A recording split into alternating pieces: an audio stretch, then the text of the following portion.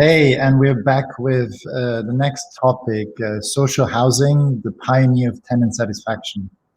So tenant satisfaction surveys are becoming a regulatory requirement for the social housing industry, putting the sector in a unique position of having to adapt and measure the tenant's experience. What has happened in social housing and what are the lessons for other players in real estate? With me, I have today Carol Carter, who is the CEO of Origin Housing, a community-based housing association managing over 9,600 homes in London and Hertfordshire. Please welcome Carol.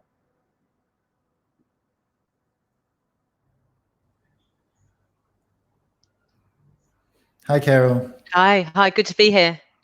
Great. And we also get joined by Dominic Stinton, who is the Chief Customer Officer at Build IT, home to Give My View, the PropTech platform that helps decision makers engage more easily with communities. Welcome, Dominic, to stage.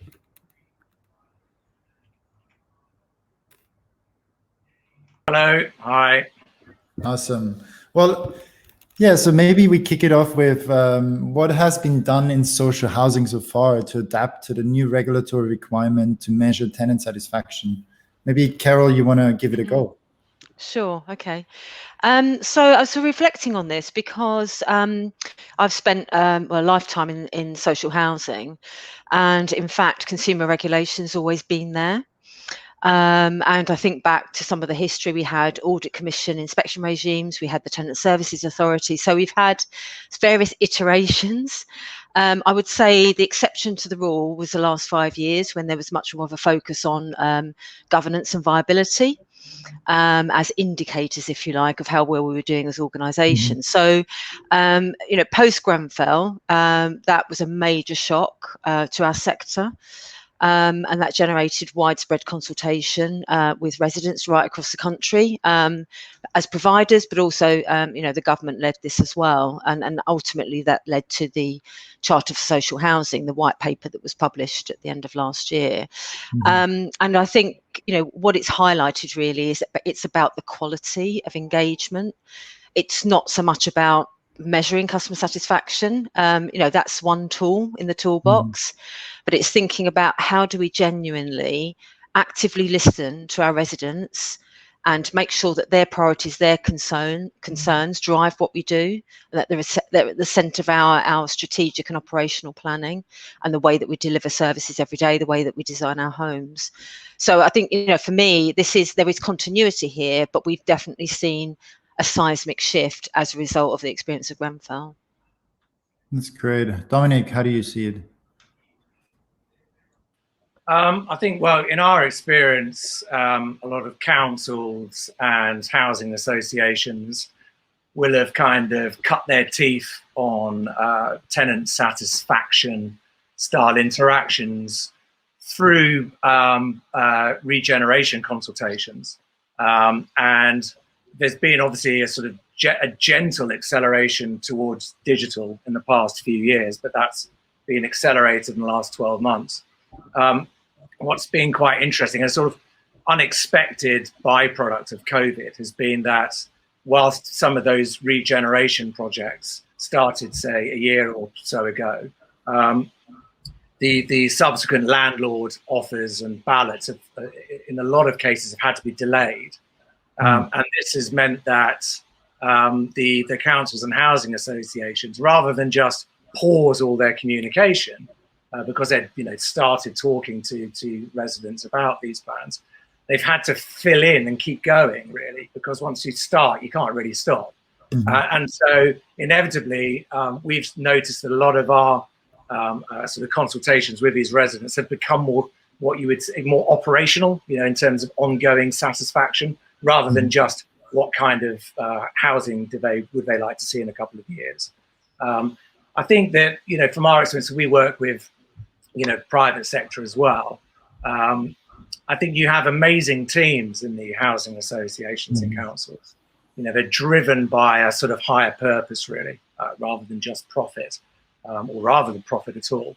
So, we're just one part of the puzzle, the jigsaw puzzle, because there's lots of really good work going on from residents groups, lots of different channels being used, telephone, surveys, etc., etc. So it looks really healthy to me, I'd say. That sounds great. Could I just add to that? That was a really interesting point, Dominic, about how we've had to sort of cope through the pandemic, because I think my experience and experience of my peers has been that we had to find new ways to work and to connect with our residents. And actually, it's been really, really helpful in terms of accelerating the pace of change and making sure that, and that familiarity really with digital channels has accelerated so fast. So, you know, I feel that's a real positive that's come out of the whole experience that we've been through, and has enabled us to not only connect more easily, but also, I suppose, reinforce in our own minds the importance of reaching out, not just to those who may be contacting us because they may be vulnerable in crisis or they need our help, but actually reaching out to people and saying, we're here and we're here to help and we want to help you to access services. No, that's a super interesting point. Do you feel like that COVID also has shifted the mentality of, you know, operators and landlords to use more technology to make their own lives easier, but also provide tenants with a better experience? I think they've had to, really. You know, if you think it's very easy to forget the kind of lockdowns that we've been involved in. You know, if I think about, you know, the sort of ongoing consultation work we've been doing with Enfield Council, for example. You know, you've got a lot of people on the estate that we've been working with, you know, who've just been locked in at home, and you know, and fearful for their health, you know, to leave. And so the only means by which they've been able to communicate has been digitally. I mean, I think Enfield's town hall is still closed. I believe I could be wrong, but I think it's still closed. So it's been very difficult. And I think the difference as well with social housing as well is, because I know we'll come on to talk about this, compared to say build to rent, which has got quite a defined demographic, is, you know, you can't assume as well that people have access to digital technology. So it's been really hard for some people. And also you've got people who perhaps for whom English isn't their first language as well. And that's another challenge. You know, so yeah, I think it's been a real steep learning curve. But I mean, I think the council and housing association teams are absolutely fantastic because they care so much about their residents, really. Yeah. Cara, do you echo that? Yeah, and I think, you know, Dominic's right. We had to adapt, and you know, these were things we'd been developing digital ways of communication, digitizing our processes. But this really, as I said, accelerated the whole process. And you know, it's been because everyone's had to adapt, including our customers, our residents, even those that were perhaps a bit more resistant to it, have now got used to it. You know, they're talking to their grandchildren online, they're having to buy online as well. And although we do provide training in digital skills, we provided equipment and so on and so forth, the fact that people have had to engage has really helped us. And it's meant, as I say, we can be more connected. So, for example, our neighbourhood managers, our income managers now are offering video calls. It's much more flexible. So not having to travel, they can do that from their own home or from the office. Similarly, the resident doesn't have to travel, and it can be done at any time, you know, evenings, weekends, or what have you. So I think the whole experience, really, we're using it positively to improve services. And, you know, I think Dominic's right. We may not always get it right. We absolutely don't. But we are very much driven by our social purpose. And that is, you know, and that is the core of everything that we do, even though we're involved in commercial activity as well. We're only doing that to generate profit so that we can reinvest in homes and services. That's what we're all about. But, you know, having said that, I know there are a lot of landlords who similarly feel the same. You know, they do this because they know that, you know, having a safe, decent, affordable home, you know, it should be a human right. It's something we all want, we all need, and it's a foundation for a good quality life. So I don't think these views, if you like, are exclusive to social housing. I think a lot of landlords feel similarly. No, totally. How do you see, like, so you mentioned a bit that, you know, like there's certain demographics that are having a harder time with COVID because they're not as digital as, let's say, the younger generation, or they're not as good connected. how did you help, for example, like especially like the elderly people or the more vulnerable people through that period? Did you have some sort of community organizing where, you know, housemates helped each other? Yes, so in our case, and this was, you know, very similar really across the sector. We created a sort of group of staff volunteers to call all our older residents, because we knew that by phoning them, we're more likely to get contact than, you know, by emailing or texting or what have you. And, you know, we did that over the course of the year. And in fact, we've decided to embed that in everything that we do going forward. So we will be continuing to make these proactive calls. And then we were able to put people in touch with other agencies who could provide support. We were able to distribute charitable funds, including fuel vouchers and food vouchers, and to put neighbours in touch with each other. So, you know, it was really positive, and our residents were really grateful for the calls that we made. And I think it sort of really reinforced the view in their minds that we are an organisation that cares. And it meant that we could also pick up issues that perhaps people have been reluctant to report to us. You know, if they were thinking, oh, I best not report this repair because of lockdown, we were able to put their minds at rest and sort that problem out for them. No, I think that's great. I mean, I know it from my own grandparents, that, you know, like, for me, like the lockdown wasn't that big of an impact. I guess like all of us, right? You're a bit annoyed because you can't, you know, see your friends or family, and you're a bit restricted in your movement, and it gets a bit boring over time. So people spend much more time at work. On the other hand, you know, like we still kind of like connected with digital devices. I mean, I have my friends on my phone, you know, I can call them, video call them, but also like stream Netflix or any other things, right? And when I've spent more time with my grandparents, I kind of realized that, you know, they don't have this connection to that virtual world, right? So, you know, my grandma is literally bored all day because she can't really go to church. She can't visit her, you know, her friends and family. And it's really cool to see that you're kind of like organizing these small communities that help each other and you know, support each other in that difficult period of time. Having said that, we can't wait to get back out there fully. So, you know, we have one of our projects is We Are Aging Better, and it is all about tackling isolation and loneliness and bring people together. And, you know, there are fantastic events that happen, and, you know, people really appreciate that, a chance to connect, you know, physically. So we shouldn't forget about that. That's really important, and we need to get back to that as quickly as we can. Yeah, I agree. Cool. Yeah. So, how do you imagine that technology is or should be used to monitor tenant satisfaction? I mean, do you think like a regular survey is enough, or do you think there could be done more? Well, I think, I mean, my background before I joined Built ID just over a year ago was I spent nearly 5 years working in a digital transformation consultancy and systems integrator. And so I think you just cannot underestimate the IT required to do really good tenant satisfaction. I mean, for a start, most of it has to be, at the end of the day, automated and delivered by Internet of Things technology. You shouldn't need a tenant to have to make a call to say that the boiler's broken. You know, you really need, the boiler needs to have telemetry devices and smart meters and things like that. So all of the basics of tenant satisfaction have to be managed by Internet of Things. Now, that is less of a challenge for the private sector building swanky, great, you know, city centre developments where they can build these from scratch. But it's definitely going to be a challenge in the public sector where, you know, it's only a small fraction is new builds. So, you know, and also, I imagine, you know, Carol will also appreciate, you know, the data integration that needs to take place in terms of making sure that your first party data is correct. Is huge. I mean, I remember in my old job, we used to do data integrations for housing associations. And one of the housing associations we worked with, they were unable, before they worked with us, to distinguish between a genuine emergency call and a call from a neighbor with a grudge.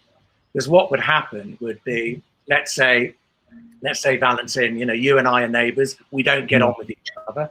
I call up the housing association and say, my kitchen is flooded, my everything's a disaster, the broadband's broken down, can you send someone around? A housing association would send around people to your house, and an I as a neighbour would be laughing and thinking at how disrupted your day is. And that's because they weren't able to sense check that data. Yeah. So the basic things of knowing that I'm who I am when I call up. So I think you can't underestimate how important that is. But I think all we can do is to try. And Carol said something very good at the beginning, which was, in terms of the methods that we have got, we've got to focus on quality. Because it's very easy, like Carol said, to do customer or stroke tenant satisfaction measurement. You could send out some, pretty basic Survey Monkey type thing. How happy are you on a scale of 0 to 10? But that's not going to represent a good quality engagement. And it's not going to represent, and it's doing an injustice to your tenants.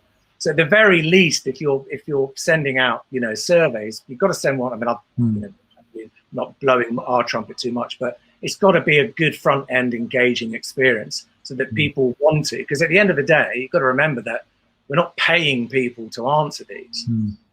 They're not being. It's not like research where you're paying somebody to give their point of view on a Mars bar. You want people to interact with you, and so you need to make that process as easy and as engaging as possible. Yeah, I agree with Dominic's point about IoT, and we've been trialing a number of things to make sure exactly that we're proactive and we're picking up when components are failing, and we can fix it straight away without the tenant having to contact us. So we're sort of definitely on that journey, and I think technology definitely plays a part. I think in addition to that, it's really important to think about the whole range of channels that you have to get feedback from residents and to act on it. And one of the sort of golden nuggets, if you like, is complaints. So if you genuinely look at complaints and work out what's going wrong, that gives you a really good sense of how you can improve your residents' happiness with living in their homes and the services they receive, and listen to frontline staff as well. So I go out and about with frontline staff on a regular basis, and I hear about what's going well for them, what's not going well, and they know exactly what residents want and what they need. So I think listening to them and then building that into your planning and your improvement and your action plans is absolutely vital. So I think you've got to look at all channels, because effectively, whenever you talk to residents about why they're not happy, aside from I want my repair done, it's communication. Residents really value a genuine dialogue, and to be sort of kept informed, to have their views taken into account, to be to have a swift response, but also that you're thinking about them, and they want a personalised service, as we all do now. That's what we expect, don't we? So when we're designing our digital platforms, it's got to feel like it's personal service, and clearly a lot of other sectors manage to do that. So that's where we should be aiming as well. No, I agree. I mean, it's for me, it was kind of like a shock to come into real estate, because when I was in banking or like in a fintech startup, we had so much data from our customers, and that helped us really like to build the best possible customer experience, because we asked them like how they liked the card delivery, if they have any issues about A or B, and it also helped us to make predictive assumptions on what maybe their problem will be, right? So we can solve it faster for them. And I found in a home itself, there's so little data that we actually collect. So whether this is about your fridge or your gas boiler or electricity, right? Everything has to be inputted manually, and it's nearly impossible to say, well, the gas boiler has some issue, like I'm sending over a technician, although the tenant doesn't even report it. And I think that there's so much that can be done to kind of like make this whole experience much smoother. Definitely. I think, data is one of our biggest challenges in our sector, and we're definitely behind the curve, but a lot of us are working really hard to put that right. So in our organisation at Origin, we've spent the last year really working really hard on restructuring the data, making it more comprehensive, more accessible, and working on data integration, as Dominic talked about. So we know that to provide an efficient service and one, and as much self-service as possible, because many people prefer that, we absolutely need that data, and we also need to make sure that we're spending the right amount in the right property at the right time. So having that data about usage, what's breaking, how long it takes to fix something, all those things are really important in planning your resources to make sure you get really good value for money. Yeah, definitely. And Dominic, you mentioned before the private rented sector. What do you see? Do you see if there's a divide between social landlords and landlords in the PRS sector in terms of tenant satisfaction? Well, I mean, I think I'd be very interested to understand from Carol, because I think the economics of it are easier to work out. I mean, you'll know yourself from your experience, working at Revolut, or you'll be looking at customer lifetime value, cost of acquisition, and so anything like, sort of any capital investment in customer satisfaction or experience can be offset against those. So you can see a return on it, I guess. You can see a return in terms of, greater longevity of contracts. You can see in terms of greater yield in terms of other services, which are, but I guess with social housing, and this is where I don't know how to understand the economics of it, but, you're potentially looking at a lifetime value of, somebody's whole life. Somebody's going to be there, living there forever. So I just think the economic model is relatively clear cut in the private sector, because at the end of the day, these people are trying to deliver profit, and they can see how that customer experience delivers that profit. So I'd love to hear how Carol manages to sort of work through the commercial model. Yeah, you're right. So we do have to generate a surplus. We are independent commercial organisations, although many of us are registered charities as well. So we have to demonstrate that financial strength, viability, resilience, and we have to show our planning. In fact, for the regulator, we have to provide them with 30-year financial plans. Can you believe? Who can predict next week, let alone 30 years? But, and if we don't generate that surplus, we don't meet our lenders' covenants. We're in real trouble then. So, we borrow from the private finance market, from banks to invest in new homes. So, we've got obligations there that we have to fulfill. So it's not that, although we are not for profit, we are not for profit, but everything that we make gets reinvested into those homes and services. So I think in terms of the drivers for our customers being satisfied and being happy, I think first of all there's that that social purpose. That is actually what we're here for, to provide a really great quality of life for people and to improve their lives if we can. And we have to meet our financial obligations as well, and we have to meet our regulatory obligations. So we're heavily regulated, primarily by the social housing regulator, but a whole swathe of other regulators as well. So there are a lot of boxes that we have to tick to make sure that we stay financially viable, and our governance is at the right standard. So I think I think that what's different about social housing is that we have a very wide range of stakeholders. Our residents are very, very important stakeholders, but they're not the only ones. We have a lot of people to please, and that's the difference perhaps in being a sort of purely profit-driven landlord. But that's the area we all choose to work in this sector because we believe in it. So I think having said that, I do think that we are a bit behind the curve in terms of satisfaction from our residents, and you've touched on it, Valentin, because we know that one of the key drivers for increased satisfaction is reducing effort. We need to make it easier for residents to get what they need. So that's something which I know across the sector we all now recognise we're really working hard at. So for us, that is a real motivator. And we need to look elsewhere, and we need to learn from others. And I mean, I'm looking always outside, not just to private housing providers, but also other sectors and other industries to see how they do things.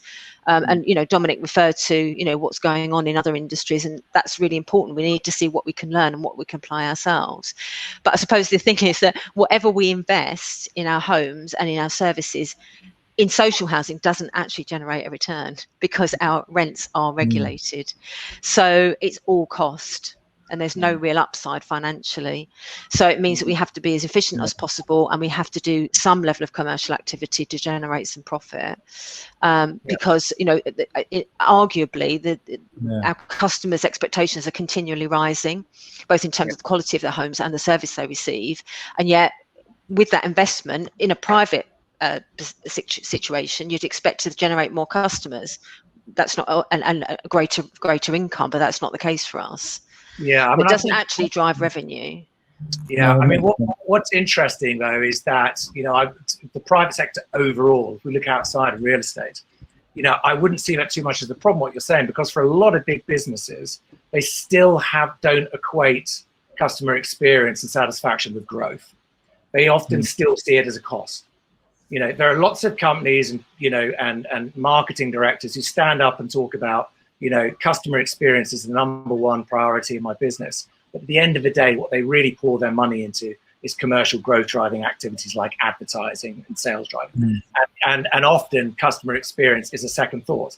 That's why, you might have your phone contract with O2, you might, shop at, on a Monsoon or whatever it is, but you will still get a fairly crappy survey sent to you asking you about how your interaction was. And that just proves that that even those big shiny brands don't massively rate customer experience as a growth driver.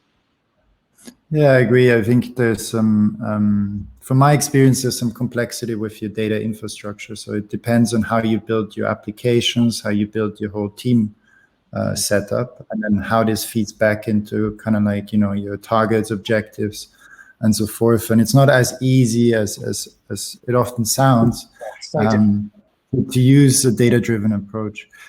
Just being conscious about time, we have 3 questions from the audience. Let's start with the first one, which I think is quite relevant. Do you think mandatory tenant service or satisfaction standards will come to the PRS? Come to the private rented sector? Right. Yeah. It's purely speculation on my part. I mean, to be fair, I think, because a home is so fundamental to everybody, I think it should. Whether it will or not, who knows? I guess that's down to sort of the political landscape and the appetite for that. I suspect in the current political landscape, it's very unlikely. Yeah. But actually, I do think we should be working towards more consistent standards. And Dominic? Gosh. So in terms of private sector all lining up behind a sort of kind of coded standards, I doubt it. I think the market's too freewheeling, really. I think, and there's too much innovation going on all the time. The idea. I like my controversial opinion. Yeah. So, I think that the real power of technology is that it adds transparency, right?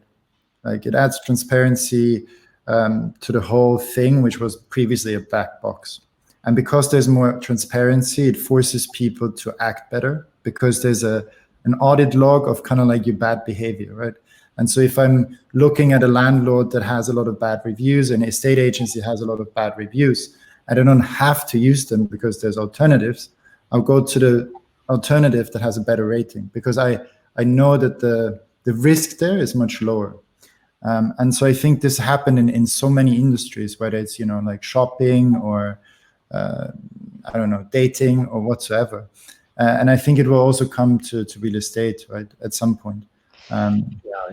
Yeah, I agree with that. Yeah, absolutely. And then, yes, it's like, but also, if you look at what we used to sometimes call them the 4 horses of the apocalypse, Amazon, Apple, Facebook, and Google.